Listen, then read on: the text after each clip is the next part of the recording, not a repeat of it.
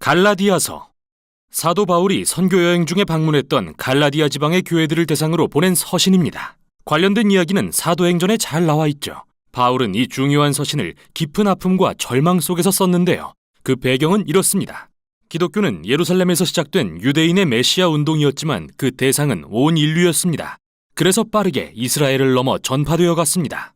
바울이 선교하던 당시 이 예수 운동에는 유대인의 수만큼이나 많은 이방인이 참여하고 있었는데, 이런 상황은 사도행전 15장에 나오는 것처럼 큰 논쟁을 불러일으키는 원인이 되었습니다.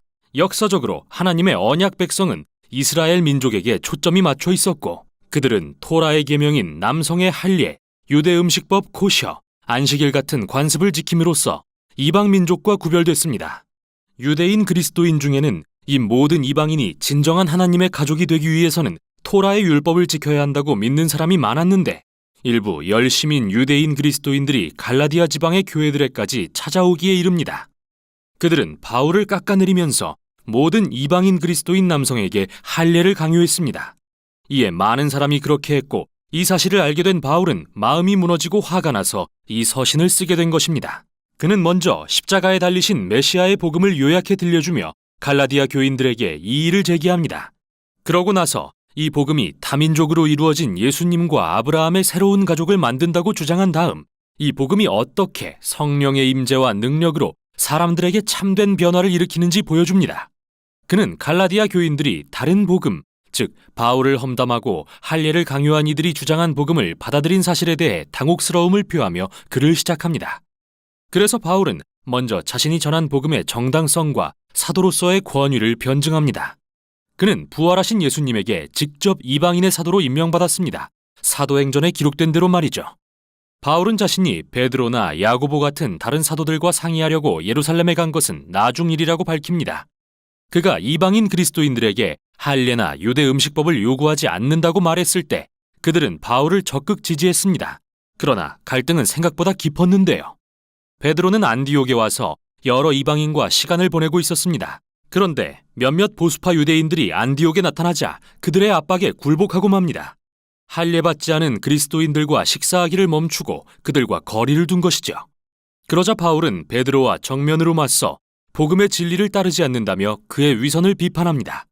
바울이 볼 때 이 초신자 그리스도인들에게 할례와 율법을 강요하는 것은 여러 가지 이유에서 잘못된 일이었습니다. 먼저 그것은 복음에 대한 배반이기 때문입니다. 그의 말을 빌리자면 사람이 율법을 지키는 행위로 의롭게 되는 것이 아니라 예수 그리스도를 믿음으로 되는 것임을 알고 우리도 그리스도 예수를 믿은 것입니다. 여기서 의롭게 된다는 말은 의롭다고 선언받았다는 의미로서 바울이 중시한 구약의 개념인데요. 하나님이 의롭다고 선언하실 때 그 사람은 하나님과 올바른 관계를 갖게 됩니다. 죄를 용서받고 하나님의 가족의 일원이 되며 그분의 은혜로 인생이 변화되어 갑니다. 바울은 그 누구도 토라의 계명을 지킴으로써 의롭게 될 수 없으며 오직 예수님을 믿음으로써 그렇게 된다고 확신합니다. 다의적인 표현인데요. 이는 우리를 대신해 사시고 죽으신 예수님의 신실하심을 가리키는 것일 수도 있고 예수님에 대한 우리의 믿음과 헌신을 가리키는 것일 수 있지만 어느 쪽이든 요점은 분명합니다. 사람은 자신의 행위가 아니라 오직 하나님이 그를 위해 예수님을 통해서 하신 일을 믿음으로 의롭게 된다는 것입니다. 바울이 주장하는 복음의 핵심은 예수 그리스도를 믿는 사람에게는 그분께 일어난 일이 자신에게도 사실이 되는 것입니다.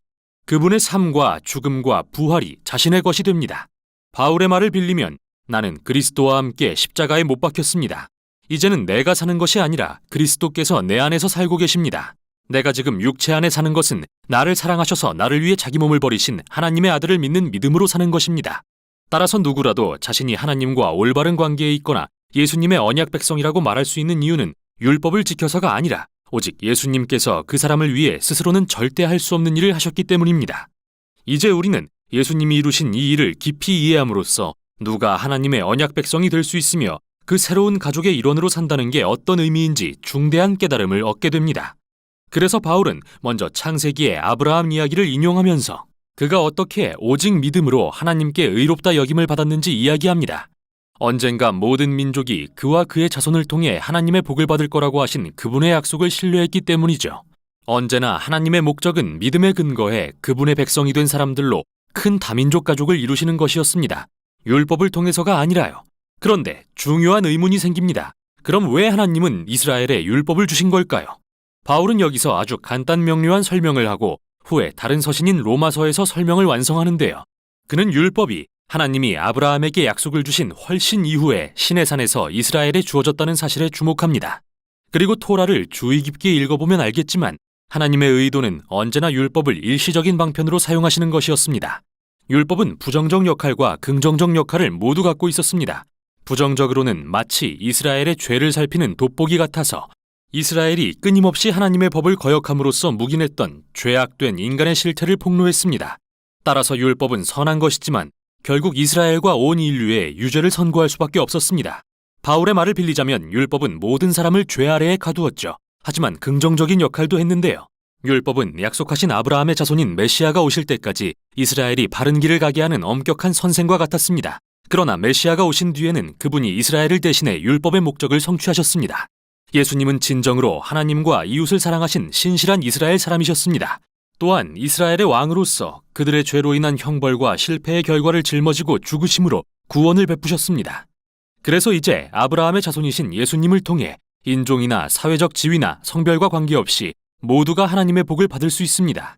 바울이 볼 때 이방인 그리스도인에게 율법을 강요하는 것은 말도 안 되는 일이었습니다. 그건 마치 예수님이 하나님의 약속을 성취하지도 우리 죄를 해결하지도 않으신 것처럼 행동하는 것이며 예수님을 통해 주어진 새로운 자유와 성령의 선물을 무시하고 하나님의 약속과 복을 특정 민족에게 제한하는 것입니다. 하지만 바울의 반대파는 이렇게 주장할지도 모릅니다. 토라의 율법은 하나님의 뜻에 따라 살도록 주어진 입증된 지침인데 이방인들이 어떻게 율법 없이 그 뜻을 배우겠습니까?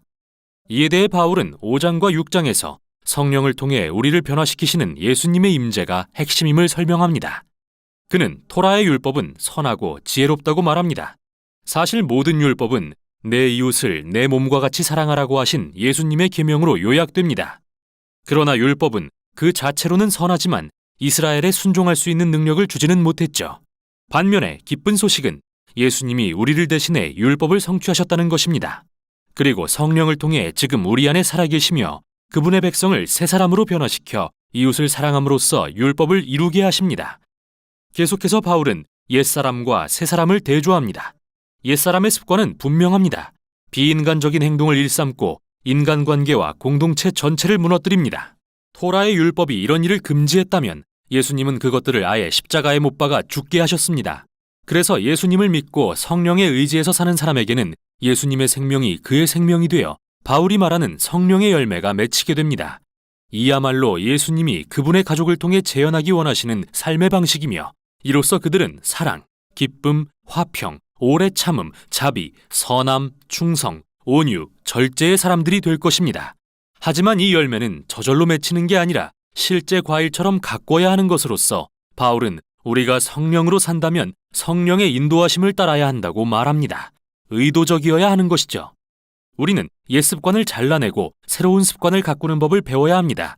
그럴 때 성령의 인도하심을 받는 자신을 발견하고 예수님이 우리의 생각과 마음을 바꾸어 하나님과 이웃을 사랑하는 사람으로 변화시키시는 것을 체험할 것입니다. 또한 이로써 예수님의 백성은 바울이 말하는 그리스도의 법을 성취하게 됩니다. 마지막으로 바울은 그리스도인에게 율법과 할례를 강요하는 것은 핵심을 놓치는 위태로운 모험이라며 결론을 맺습니다. 정말 중요한 것은 하나님의 새로운 창조로서 이들은 다민족으로 이루어진 메시아의 새로운 가족, 예수님을 믿는 믿음으로 가득하며 성령의 능력으로 하나님과 이웃을 사랑하는 법을 배우는 사람들입니다. 이게 바로 갈라디아서가 전하는 내용입니다. 갈라디아서 제1장.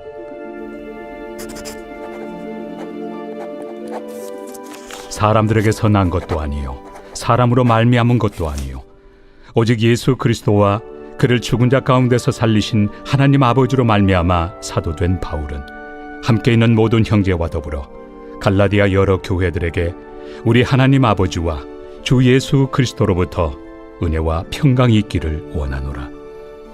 그리스도께서 하나님 곧 우리 아버지의 뜻을 따라 이 악한 세대에서 우리를 건지시려고 우리 죄를 대속하기 위하여 자기 몸을 주셨으니 영광이 그에게 세세토록 있을지어다.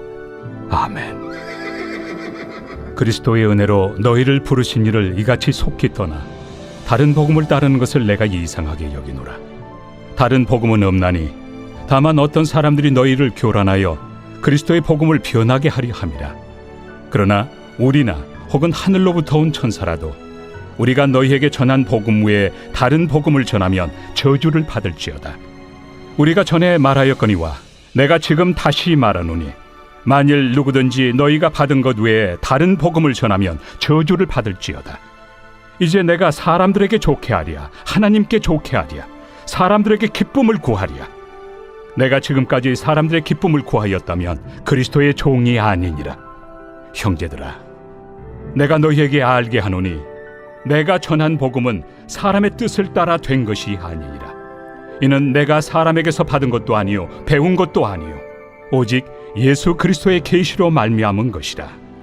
내가 이전에 유대교에 있을 때 행한 일을 너희가 들었거니와 하나님의 교회를 심히 박해하여 멸하고 내가 내 동족 중 여러 영갑조보다 유대교를 지나치게 믿어 내 조상의 전통에 대하여 더욱 열심히 있었으나 그러나 내 어머니의 태로부터 나를 택정하시고 그의 은혜로 나를 부르시니가 그의 아들을 이방에 전하기 위하여 그를 내 속에 나타내시기를 기뻐하셨을 때 내가 곧 혈육과 의논하지 아니하고 또 나보다 먼저 사도된 자들을 만나려고 예루살렘으로 가지 아니하고 아라비아로 갔다가 다시 다메섹으로 돌아갔노라.